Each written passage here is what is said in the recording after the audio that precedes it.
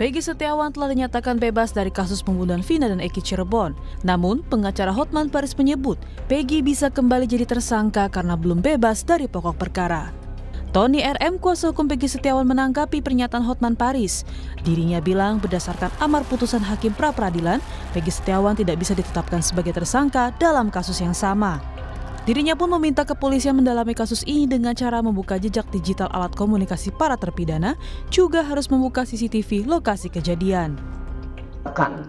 Amar putusan nomor 5 yang menyatakan tidak sah segala keputusan atau penetapan yang dikeluarkan lebih lanjut oleh termohon yang berkenaan dengan penetapan tersangka atas diri pemohon, itu berarti ini sudah terkunci.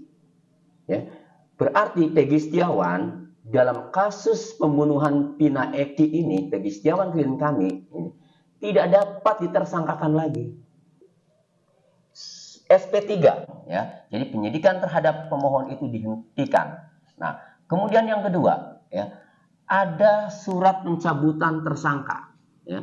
Jadi surat pencabutan tersangka ini, nah berarti selama ini tersangka yang disandang oleh Peggy Setiawan itu telah dicabut. Berarti Peggy Setiawan bukan tersangka lagi. Kemudian yang ketiga, kami juga mendapatkan surat perintah pengeluaran tahanan. Nah, jadi sebelum Peggy Setiawan waktu itu dibebaskan malam itu, nah kami mendapatkan 3 surat itu. Surat penghentian penyidikan perkara, ya. Kemudian surat pengeluaran tahanan, yang ketiga adalah surat pencabutan tersangka. Usai Peggy menang pra-peradilan, kinerja polisi pun yakni Polda Jabar tengah disorot, khususnya terkait 3 nama daftar pencarian orang atau DPO yang pernah dirilis Polda Jabar pelaku pembunuhan Vina dan Eki. Mantan Wakapolri Komjen Purnawirawan Ugro-Seno menjelaskan, jika penetapan tersangkanya yang menyalahi aturan Polri, seharusnya membuat Divisi Profesi dan Pengamanan Polri lebih mudah mengusut kasus ini meski tanpa ada laporan. Ya, mulai dari awal saja kan Propam harusnya bisa melihat di situ, ya kan? Dari mulai peristiwa terjadi, ya kan, laporan polisi tidak dibuat oleh petugas yang ke TKP, tapi dibuat oleh orang tuanya Eki, ya kan. Kemudian belum ada alat bukti, tersangka sudah ditangkap, ya kan. Alat bukti yang belum dibuktikan secara saintifik, ya kan, masih nihil saintifik. Nah, ini kan sebenarnya menyalahi aturan-aturan peraturan Kapolri dan peraturan Kabariskim di situ. Sebetulnya kasus ini Propam lebih mudah masuk daripada kasus-kasus yang lain yang mungkin diperkirakan sangat sulit, ya. Tanpa kan perlu ada yang melapor dulu, ya? Langsung kalau Propam seperti itu, ini kan sekarang udah jadi masalah publik nih. Ya kan, jadi nggak usah menunggu yang melaporkan, tapi warga Vina pun meminta polisi segera mengusut siapa 3 DPO pelaku pembunuhan Vina dan Eki agar kasus segera tuntas. Kalau memang keluarga saya sangat dibutuhkan untuk informasi selanjutnya gitu, kami siap. Karena tujuan kami memang mencari keadilan. Jadi kalau memang kami dibutuhkan, kami siap.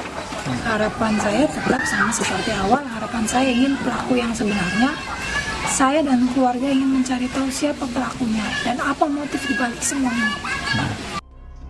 Kini publik pun menanti kinerja polisi untuk mengungkap pelaku sebenarnya dalam kasus pembunuhan Vina dan Eki secara tuntas. Tim Liputan Kompas TV. Saudara, Peggy Setiawan kini menghirup udara bebas pasca gugatan pra-peradilan dikabulkan Hakim di Pengadilan Negeri Bandung, Jawa Barat. Di sisi lain, polisi pun tengah didesak mengungkap siapa pelaku pembunuhan Vina dan Eki sebenarnya.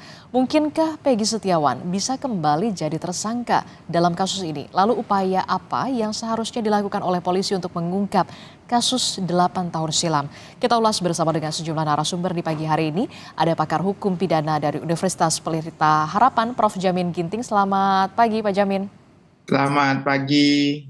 Kemudian ada kuasa hukum keluarga Vina, ada Mas Raden Reza Pramadia. Selamat pagi, Assalamualaikum Mas Reza. Pagi, Waalaikumsalam Mbak Adisti. Ya, dan kemudian yang terakhir ada Kabareskrim Polri periode 2008 hingga 2009, ada Komjen Polisi Purnawirawan Susno Duaji. Selamat pagi Pak Susno. Selamat pagi Mbak Adisti. Ya, ini kan kita sudah tahu ya semuanya bahwa memang sidang putusan pra-peradilan ini sudah diputuskan bahwa Peggy Setiawan ini tersangka, status tersangkanya ini memang sudah gugur. Tapi kemudian yang menjadi sorotan kembali adalah pernyataan dari kuasa hukum Hotman Paris yang mengatakan bahwa ada peluang bisa mendapatkan polisi bisa menetapkan kembali Peggy Setiawan menjadi tersangka. Saya ke Prof. Jamin. Prof. Jamin, seberapa besar peluangnya dan mungkinkah itu terjadi, Prof. Jamin? Kalau dari hukum? Ya, jadi begini, nyawa daripada penyidikan itu adalah sprindik, ya.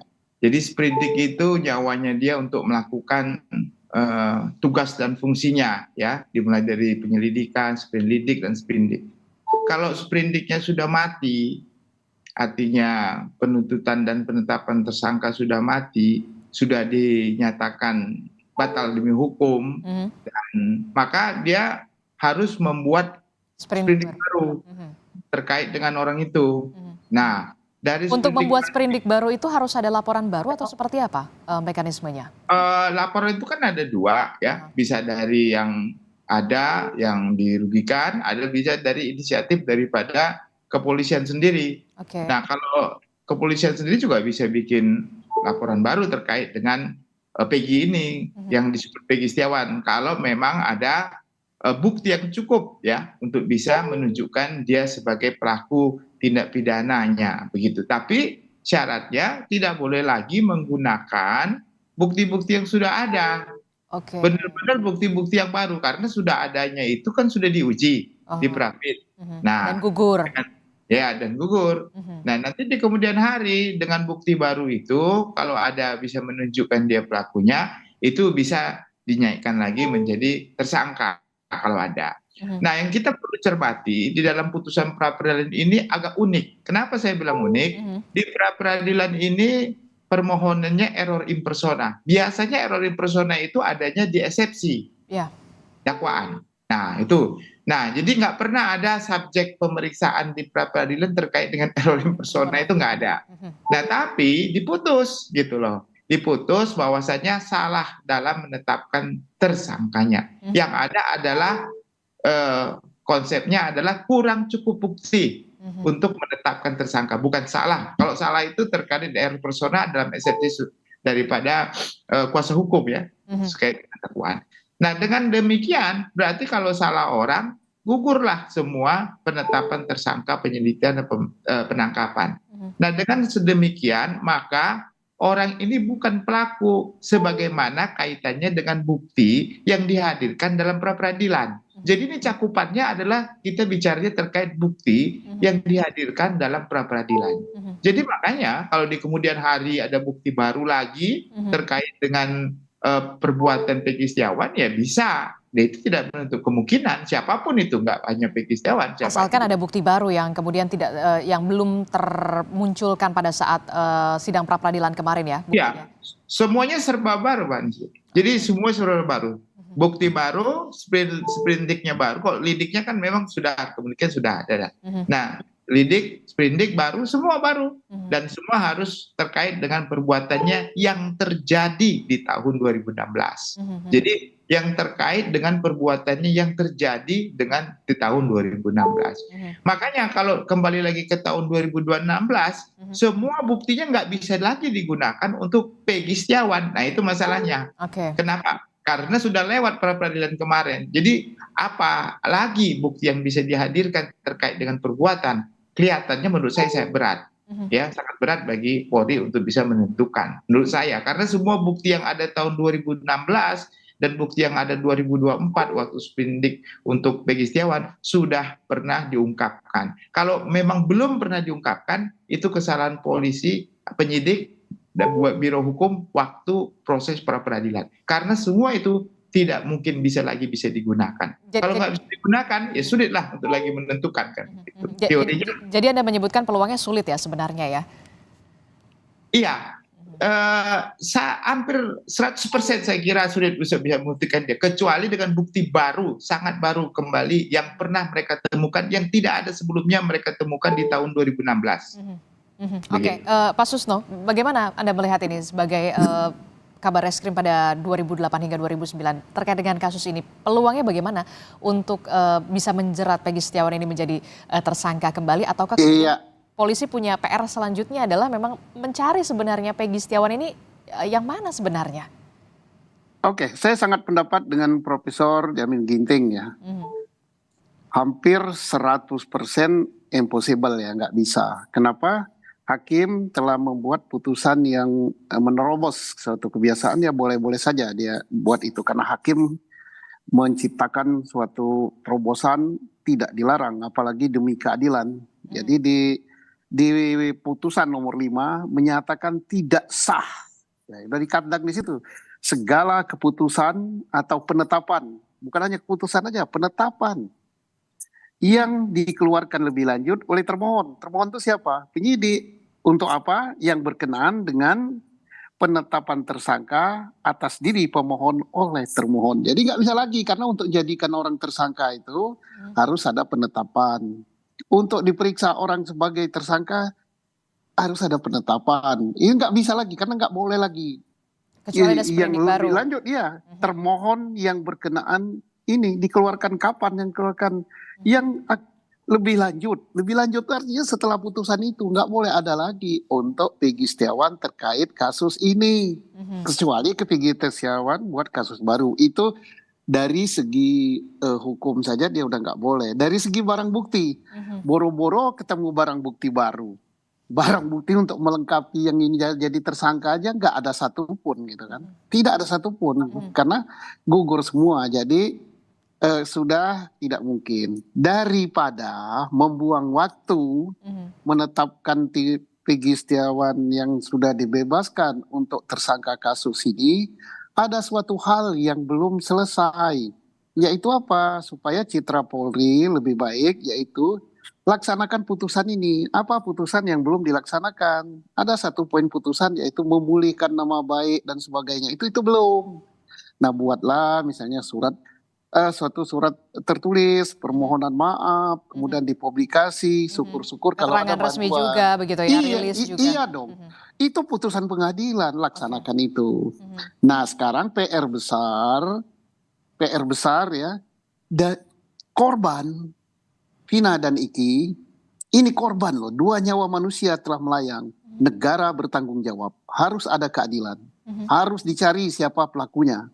Saya tidak yakin ya yang di dalam itu adalah pelakunya. Makanya saya himbau yang di dalam itu untuk melakukan PK. Peninjauan kembali, oke. Ya, alhamdulillah tanggal 24 nanti ada ada sidang PK pertama untuk Sakatatal ya. Sakatatal. Nah, kalau itu juga bukan pelakunya, ternyata berarti masih zero ya. Ini pekerjaan berat yang harus dikerjakan. Apakah masih memungkinkan untuk diungkap? Masih bisa. Walaupun bukti saintifik sangat minim ya, bukti darah sudah nggak ada, bukti sperma nggak ada, bukti sidik jari nggak ada, tapi masih ada itu handphone. Sekali lagi saya himbau, mari telepon handphone seluler itu yang kemudian tadi Iya. dari kemarin Anda menyebutkan bukti forensik itu ya, termasuk juga CCTV ya. CCTV 3 kali saya omongkan. Kenapa sih nggak dibuka-buka? Nah, Pak Reza pernah mengatakan kalau itu dibuka, jangan-jangan kasus ini berbalik 180 derajat. Nah, inilah yang perlu kita desak, buka itu. Kapolri menyatakan, bukan saya loh. Kalau saya menyatakan, anggap angin lalu saja. Apalah suara petani kampung ini. Yang apa? Kapolri menyatakan kasus Cirebon 2016 tidak ada bukti saintifik atau scientific crime investigation-nya tidak ada, dan dinyatakan dalam forum resmi pada saat yudisium PTIK 2004 kemarin, baru belum sebulan kalau nggak salah ya. Oke. Nah, oke lah, itulah yang harus dilakukan ya. Tapi kalau misalkan ya, kemudian penyidik polisi ingin kemudian membuktikan kembali dengan bukti-bukti baru, berarti bisa saja dimunculkan, walaupun memang kalau kata Prof. Jamin Ginting rasa-rasanya kok sulit ya. Ya, kalau mau dimunculkan harus apakah ada bukti baru? Bukan, PK itu putusan nomor 5 itu harus dibatalkan. Karena itu udah putusan pengadilan. Kita sudah berkali-kali mengatakan hormati putusan pengadilan. Oke. Tidak boleh lagi adanya putusan dan sebagainya terkait dengan Peggy Setiawan, terkait dengan kasus ini. Jadi nomor 5 itu walaupun ketemu bukti baru, ketemu segala macam, ya putusan nomor 5 itu ditiadakan. Putusan nomor 5 mungkin untuk memperkuat putusan bahwa ini error in persona. Nah, Jadi karena itu sudah menjadi putusan pengadilan, itu sudah sah putusan pra peradilan. Batalkan dulu yang nomor 5 itu. Termasuk juga yang kemudian membuat saya penasaran adalah saksi yang kemudian pertama kali menyebutkan sejumlah nama begitu yang dikatakan nama saksinya adalah Aep begitu, yang kemudian saat ini kita nggak tahu seperti tenggelam di telan bumi ini saksinya, di persidangan pada 7 tahun lalu saja tidak hadir. Bagaimana ini? Ya, ini harus dijawab oleh Polri, harus dicari sampai ketemu, periksa lagi dia untuk mempertanggungjawabkan keterangannya, karena dari mulut Aep lah masuk dalam penjara 8 orang, kemudian Peggy Setiawan masuk tapi baru sampai batas tersangka. Nah, kalau mencari Aep saja tidak bisa, apalagi mencari pelaku yang sebenarnya. Ayo buktikan itu. Termasuk juga yang pertama kali membuat laporan ini adalah merupakan orang tua dari korban, yakni Eki Ibtu Rudiana kalau tidak salah. Ya, betul. Ibtu Rudiana itu membuat laporan berdasarkan hasil penangkapan dia yang tidak berwenang. Hasil penangkapan dia berdasarkan keterangan Aep. Nah, ini jadi sudah dari awal ini. Nah, inilah bagus sekali untuk bahan PK, membebaskan yang di dalam, ya, bahwa ini berasal dari situ. Kalau ada yang mengatakan, oh itu bukan bukti baru, ini PK. Ingat, hukum tertinggi itu adalah keadilan. Kalau sudah keadilan bisa diterabas semua. Contohnya apa? Masa kita kalah dengan Profesor Dr. Omar Sinuaji, Ketua Mahkamah Agung. Belum ada lembaga PK pada waktu itu. Dia berani membuat perma sema nggak tahu saya. Keluar Sengkon dan Karta. Masa di era modern kita masih nggak memperhatikan keadilan. Apalagi ini sudah memang sudah sudah disorot begitu ya, satu Indonesia ini mengawal kasus ini, bisa dikatakan begitu ya, Pak Susno ya. Saya ke Mas Reza. Mas Reza, ini saat ini keluarga Vina betulkah menuntut Rudiana ini bisa muncul ke publik untuk mengungkap kebenaran, karena memang laporan pertama kali itu muncul dari Ibtu Rudiana yang merupakan orang tua dari korban, yakni Eki. Betulkah demikian, Mas Reza? Iya. Karena dari awal itu kan memang pihak kami juga meminta ke Pak Rudiana untuk muncul dan bersinergi dengan kami mengungkap sesuatu yang mungkin belum terungkap pada saat itu ataupun sekarang ini. Tapi kan memang pada saat itu kita sampai meminta di media sosial, menghubungi langsung secara pribadi, datang ke kantornya juga tidak berhasil menemui yang bersangkutan. Jadi kita sangat sulit sekali untuk mengajak beliau untuk bekerja sama mengungkapkan kasus ini. Jadi belum ada pernah komunikasi sekalipun dengan pihak dari keluarga korban Eki, termasuk juga Ibtu Rudiana dan juga keluarga, belum ada satupun komunikasi yang bisa terbuka? Jadi pada saat penetapan Peggy Setiawan sebagai tersangka, beliau muncul menghubungi tim kami Hotman 911 untuk meminta kami sebagai kuasa hukum juga dari beliau. Tetapi karena pada saat itu kita sudah memutuskan untuk fokus ke keluarga almarhum Vina, kita menolak untuk menjadi kuasa hukum dari Ibtu Rudiana. Nah, setelah itu menghilang kembali. Sampai sekarang kita tidak berhasil berkomunikasi. Jadi itu adalah komunikasi pertama dan terakhir yang dilakukan oleh Ibtu Rudiana, meminta Anda dan juga tim untuk menjadi tim kuasa hukum, begitu ya? Selebihnya tidak ada? Dan pada saat itu juga, pada saat beliau video call kalau nggak salah dengan Mbak Putri, beliau juga menyatakan bahwa itu memang Peggy yang dimaksud, gitu. Tapi kita tidak berusaha bertanya lebih lanjut, karena pada saat itu memang kita lagi banyak kegiatan, gitu. Dan Ibtu Rudiana juga tidak berusaha untuk menjelaskan keyakinan itu, mengapa ada keyakinan itu, belum sampai ke situ komunikasinya? Belum sampai ke situ, karena pada saat itu kita sudah menampung dulu keinginan beliau untuk menjadikan kita kuasa hukumnya juga, tapi kita kan setelahnya menolak. Oke. Prof Jamin, ini menarik sekali ya kalau kita lihat kemudian ada status tersangka dari Peggy Setiawan ini yang sudah digugurkan, terus kemudian Saka Tatal terpidana yang sudah bebas begitu ya, mengajukan peninjauan kembali setelah memang ada putusan status tersangka Peggy Setiawan ini digugurkan. Anda melihatnya memang ini dari awal ini memang harus diselidiki ya, termasuk juga penyidik-penyidik yang memang sedari awal ini melakukan penyidikan terhadap kasus ini? Ya, dalam suatu tindak pidana yang paling penting pertama terkait dengan lokus deliktinya sama tempusnya. Kapan suatu tindak pidana terjadi.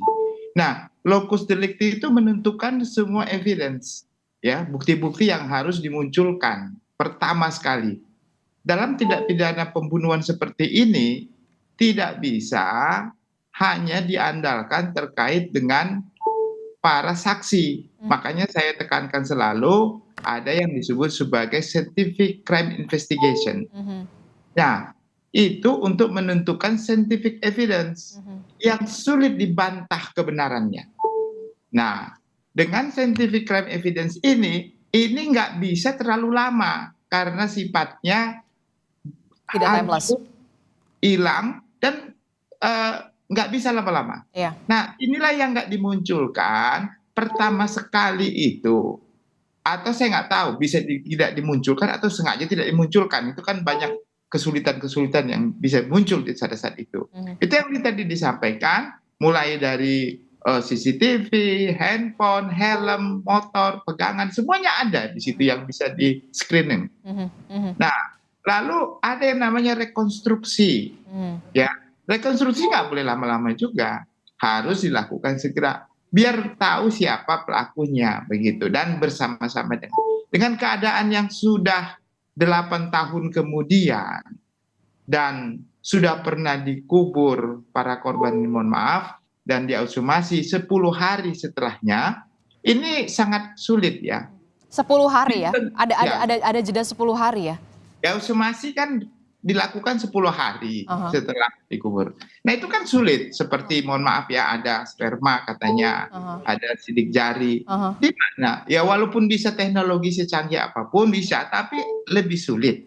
Nah, jadi saya katakan kalau kasus seperti ini, SDM, kemampuan penyidik itu sangat penting, bukan mengandalkan kepada saksi, fakta yang kebenarannya diterima dari saksi lain. Contohnya, saya melihat dia jam berapa, di malam hari, jarak berapa, bisa salah. Bisa salah. Orang menyebutkan nama aja bisa salah. Yang menjadi permasalahan saat ini kan namanya aja bisa salah. Orangnya, ciri-cirinya, nah dia bisa salah juga begitu. Nah, jadi ini saya mohon maaf, ini benar-benar ketidakprofesionalan lah waktu penyidikan pertama dalam mengungkap ini sehingga terjadi hal ini semua. Atau ada hal-hal lain saya nggak tahu. Tapi yang pasti dalam proses criminal justice system ini juga sudah menjadi masalah karena apa yang dibawa ini lalu diajukan oleh jaksa terhadap 8 orang ini diaminin juga oleh para hakim. Ini kan kesannya semua ini begitu cepat berjalan dan sudah ada dihukum di pengadilan sampai 20 tahun kalau nggak saya salah ya. Itu benar-benar datanya apa? Nah, waktu kita lihat di pra-peradilan ternyata datanya minim. Nah, ini kan jadi permasalahan.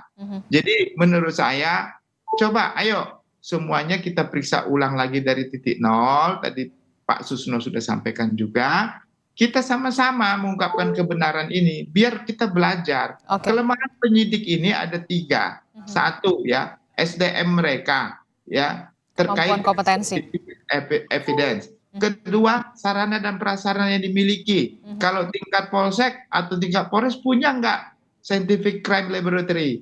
Ini laboratorium scientific itu kan hanya ada di Polda contohnya. Jangan begitu, di Polres juga harusnya sudah disiapkan. Ketiga adalah koordinasi dengan jaksa penuntut umum waktu pada saat setelah SPDP. Setelah SPDP disampaikan, kualitas alat bukti ditentukan oleh jaksa. Penyidik hanya mengumpulkan bukti. Apakah bukti ini akan dapat dijadikan atau enggak untuk penuntutan, itu jaksa harus nempel terus. Itu aturannya begitu, tapi pelaksanaannya kan nggak begitu. Semua punya pintu sendiri, punya meja-meja sendiri. Setelah meja penyidik, meja penuntut, meja jaksa, ya semua punya, kan power tends to corrupt. Kan begitu ya, power tends absolute power corrupt absolutely. Nah itu kan Alton mengatakan. Jadi kalau ada sinergi, saling berkomunikasi, saling menjaga itu lebih baik. Memang sedari awalnya ini memang harus dibenahi dulu ya, seperti benang kusut begitu ya, memang harus diurai terlebih dahulu. Kalau kita melihat 8 tahun atau 7 tahun yang silam ya Pak Susno ya, apakah memang ada itikat baik dari pihak kepolisian untuk mengarah ke sana? Pak Susno melihatnya seperti apa? Jangan dijawab dulu Pak Susno, tetaplah bersama kami di Sapa Indonesia Pagi. Terima kasih Anda masih bersama kami di Sapa Indonesia Pagi. Saudara masih membahas soal kasus pembunuhan Vina dan juga Eki. Kelanjutannya setelah sidang pra-peradilan memutuskan Peggy Setiawan ini status tersangkanya gugur. Saya masih berbincang bersama dengan Pak Susno Duaji, Prof. Jamin Ginting dan juga Mas Reza. Saya ke Pak Susno. Pak Susno, melanjutkan pertanyaan saya. Anda melihat apakah nanti pihak kepolisian akan melakukan itikat baik begitu ya untuk membenahi benang yang memang sudah kusut ini, sudah kadung semuanya, atensi publik mengarah kepada pihak kepolisian, dan apa yang bisa dilakukan oleh para terpidana yang saat ini memang pasti menuntut ini ada kesalahan begitu. Apa yang harus dilakukan saat ini? Oke, jadi yang dilakukan oleh Polri pertama berbenah diri ke dalam bahwa ini terjadi kesalahan, itu sudah putusan pengadilan, bukan saya ya. Kesalahannya fatal, jadi benahi berarti SDM-nya kurang bagus. Dan benahi juga sikap mental gitu, jangan selalu ngotot. Dan benahi juga lembaga pengawas. Lembaga pengawas itu siapa? Propam, Inspektorat, Wasdik. Itu jangan, kemarin kan sudah semuanya mengatakan sudah sesuai prosedur gitu.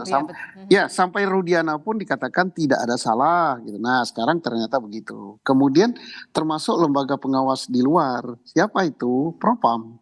Nah, Propam juga begitu, mengatakan ini juga berarti bukan Propam, Kompolnas. Harus dibenahi juga. Dan bukan hanya di polisi saja yang harus berbenah. Kejaksaan harus berbenah, termasuk lembaga pengawasnya. Pengadilan juga lebih parah lagi, bahkan sangat parah, karena pengadilan tingkat pertama, tingkat banding, dan tingkat kasasi, dan termasuk KY-nya diam saja. Termasuk lembaga lain. Apa itu? Komnas HAM. Komnas HAM dilapori oleh pengacara pada saat sidang pertama 2017 kalau nggak salah, diam saja, tidak ada reaksi atas bahwa telah terjadi penyiksaan dan sebagainya. Jadi jangan ditimpakan pada polisi saja, semua berbenah diri.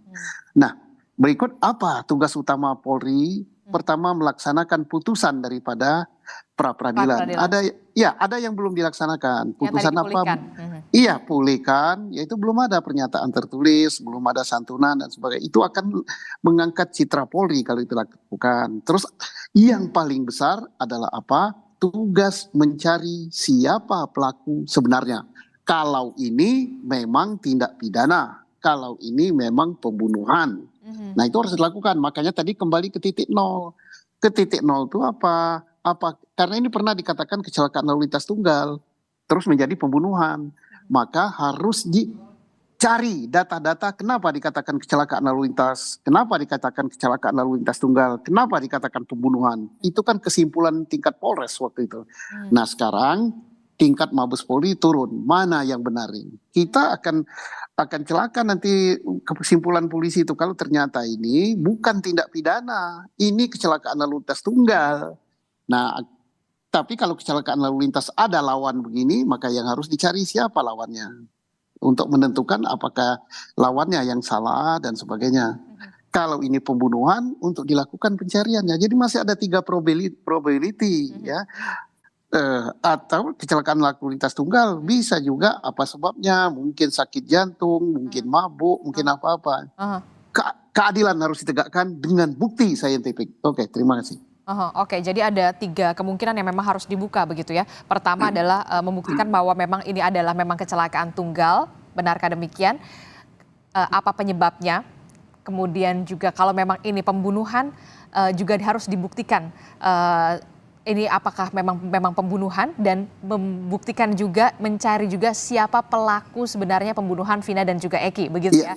Termasuk juga pemulihan nama dari Peggy Setiawan yang memang sudah dikatakan oleh putusan pra-peradilan gugur status tersangkanya, begitu ya Pak Susno.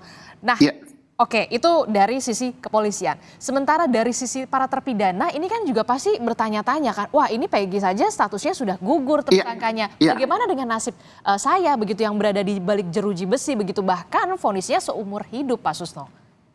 Ya, ini bagi para penasihat hukumnya baru satu yang memajukan tanggal 24 bersidang. Nah, kemudian yang lainnya, yang 6 segera 7 ya, karena 8 ya. Segera mengajukan, jangan berlama-lama. Ini momentumnya tepat sekali, timingnya tepat sekali, dan nanti tidak akan berani hakim nanti untuk bermain-main lagi. Karena mereka mudah-mudahan Mahkamah Agung sudah mengadakan eksaminasi juga terhadap putusan ini, bahwa itu salah, bahwa itu kurang benar, bahwa itu kurang tepat. Nah, tingkat PK ini juga harus gitu. Jangan lagi nanti hakim PK-nya atau jaksa, karena ini kan nanti akan lawan jaksa dia, penggugat PK. Nanti memori PK akan diadakan kontra memori PK. Nanti di kontra memori PK jangan lagi, wah ini sudah benar sekali, sudah ini, oh nyatanya nggak ada saintifik sama sekali kok. Nah, jangan lagi mengatakan, wah ini yang dimaksud dengan hukum itu ini. Alah, itu kan yang hukum tertinggi itu adalah keadilan. Ingat itu, hukum tertinggi keadilan. Saya senang dengan Hakim Iman Sulaiman, tidak terlalu terikat dengan, putusan pengadilan hanya membicarakan masalah formal, masalah ini. Enggak, dia terobos. Hakim boleh buat hukum kok, memenuhi kekosongan hukum. Oke, ini kita saksikan bagaimana nurani hakim, nurani kejaksaan dalam PK yang akan tanggal 24 nanti akan dilakukan sidang pertama. Oke, jadi ini bisa menjadi momentum untuk para terpidana yang memang merasa dirinya memang tidak terlibat dalam pembunuhan Vina dan Eki ini untuk mengajukan peninjauan kembali atau PK yang nanti diselenggarakan secara terbuka, bisa juga dikawal oleh publik ya, jalani sidang PK ini? Harus publik mengawal, media mengawal. Oke, baik. Saya ke Mas Reza. Mas Reza, Anda tadi menyebutkan tidak ada komunikasi lagi yang bisa dibuka oleh Ibtu Rudiana selaku pelapor pertama soal pembunuhan Vina dan juga Eki, termasuk juga yang katanya Pak Susno Duaji ada bukti telepon genggam, telepon seluler yang ada bukti pesan perencanaan pembunuhan Vina dan juga Eki. Apa desakan dari tim kuasa hukum pihak Vina terhadap pihak kepolisian setelah adanya kasus status tersangka Peggy ini gugur? Termasuk kepada pihak Ibtu Rudiana, Mas Reza. Iya, memang dari awal kejadian itu handphone itu kan baru dikembalikan dari Polsek kepada pihak keluarga itu kurang lebih 3 hari. Jadi yang dikembalikan itu handphone dan sepeda motor. Jadi handphone itu setelah kita cek juga keadaannya masih bagus, sepeda motor juga masih bagus, tidak seperti bekas kecelakaan, dan di handphone itu juga menurut pengakuan Mbak Marliana, kakak almarhum Vina, itu memang banyak kalau dulu zaman BBM itu chattingan yang hilang dan kontak yang hilang. Kontak hilang dan pesan yang hilang. Iya, kalau tidak salah tinggal beberapa pesan yang tersisa gitu setelah 3 hari. Jadi masih ada pesan tapi tidak utuh begitu maksud Anda? Enggak, dihapus. Oh, oke. Gitu kan. Jadi kan tidak mungkin, biasa kalau BBM isinya cuma hanya 1-2 pesan doang saja gitu kan, pesan dari si Eki atau kan sudah tidak ada semua gitu. Nah, itu juga pada saat sidang pertama, pada saat itu gitu kan sidang tertutup. Jadi pada saat Mbak Marliana di luar ruang sidang dihampiri oleh Pak Ibtu Rudiana dan timnya gitu kan, dia juga mengatakan di situ menurut dia di salah satu handphone terdakwa itu terdapat perencanaan pembunuhan, ya percakapan seperti itu, tapi tidak diperlihatkan, hanya memberitahu saja, dan kita juga ya semakin yakin kalau itu memang pembunuhan berencana seperti itu. Oke. Tapi yang kemudian menjadi kejanggalan adalah ketika bukti telepon seluler dari Vina ini dikembalikan, tidak ada bukti chat pada saat di chat di telepon genggamnya Vina ini, tidak ada bukti chat antara percakapan Vina dan juga Eki, itu tuh nggak ada. Tidak ada, semua tidak ada, semua sudah terhapus. sepertinya terhapus gitu. Jadi itu yang kita pertanyakan. Tapi karena pada saat itu memang pihak keluarga kan tidak menggunakan kuasa hukum sama sekali, semuanya diwakili oleh Pak Rudiana. Dan pihak keluarga tidak mengerti hukum, jadi ya menurut apa kata Pak Rudiana pada saat itu.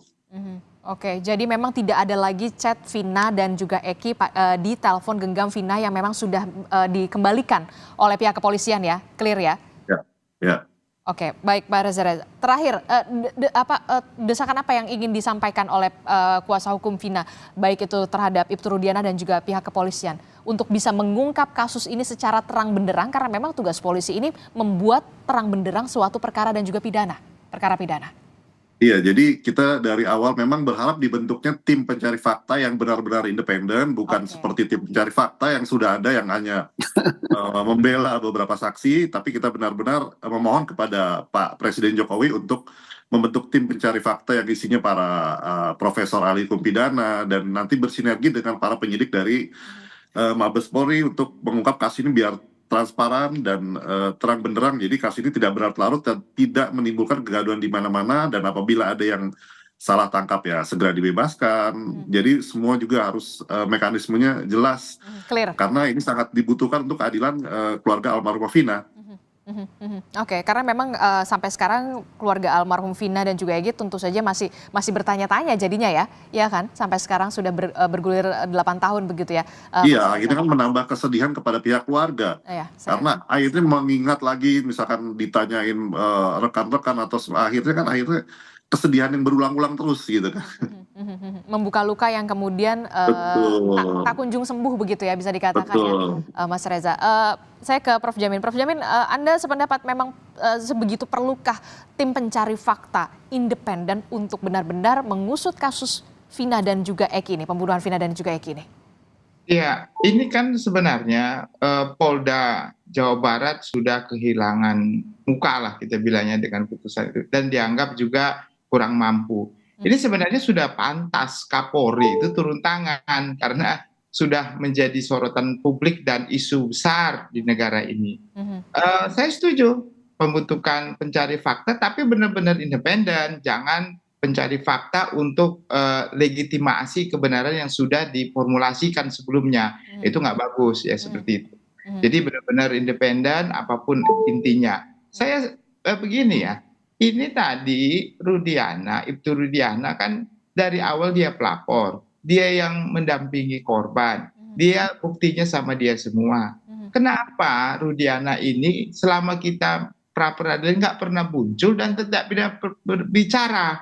Nah, ini kan harusnya pihak kepolisian atau Kapolri yang juga menjadi pimpinan tertinggi dari Pak Rudiana ini bisa memanggil dan memberikan statement, diperiksa begitu. Apa sebenarnya dasar laporan itu, bukti apa yang diberikan. Salah satunya tadi ya, kalau sampai ada alat bukti yang dihapus, CCTV yang dihapus, itu obstruction of justice, itu menghalang-halangi penyidikan, itu semua harus diperiksa. Tadi kuasa hukum menyatakan ada kecurigaan penghapusan terhadap BBM. Dulu kan masih BBM ya, Messenger ya.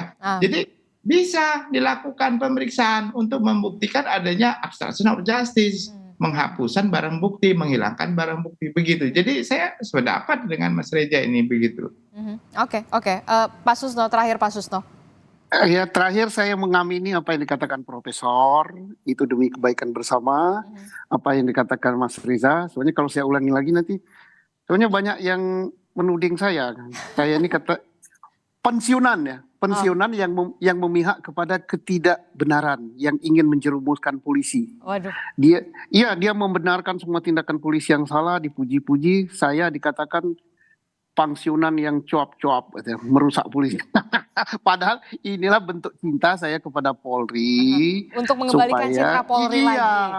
Nah, kalau pensiunan yang model gitu-gitu, itu ingin menjerumuskan institusi saya. Dan akan saya libas ya kalau menjerumuskan polisi. Jadi saya amini, saya setuju dengan Profesor Jamin Ginting, saya setuju dengan Pak Riza. Setuju, bagus. Oke, termasuk juga menurut Anda perlu juga dibuat tim pencari fakta independen untuk memang benar-benar mengusut tuntas. Jadi sebenarnya ini kasus laka tunggal ataukah pembunuhan Vina dan juga Eki? Iya, harus supaya jelas gitu. Jangan hanya kesimpulan karena apa? Dari institusi B saya Polri kan sudah agak kurang dipercaya, boleh dikatakan tidak dipercaya ya. Kalau gitu caranya kan kita limpahkan kepada institusi lain nggak mungkin. Nah, maka adalah tim pencari fakta yang betul-betul, bukan kayak yang tim yang kemarin yang tanda petik saya tidak sebut tim siapa-siapa itu ya. Oke, karena memang faktanya adalah nyawa Vina dan juga Eki ini memang sudah tidak ada begitu ya. Itu yang kemudian benar-benar harus dimintakan bisa dikatakan ini kejelasannya seperti apa sebenarnya penyebab kematian Vina dan juga Eki. Itulah yang kemudian ditunggu oleh keluarga Vina dan juga Eki tentu saja sampai detik hari ini. Begitu ya Pak Susno ya? Iya, betul sekali. Terima kasih Pak Susno Duaji telah bergabung bersama kami, Prof. Jamin Ginting, terima kasih atas perspektifnya, dan juga Mas Reza, terima kasih sudah bergabung bersama kami. Selamat pagi Bapak-Bapak, Assalamualaikum, sehat selalu. Pagi, Waalaikumsalam. Pagi, Waalaikumsalam Mas Reza. Sampai jumpa.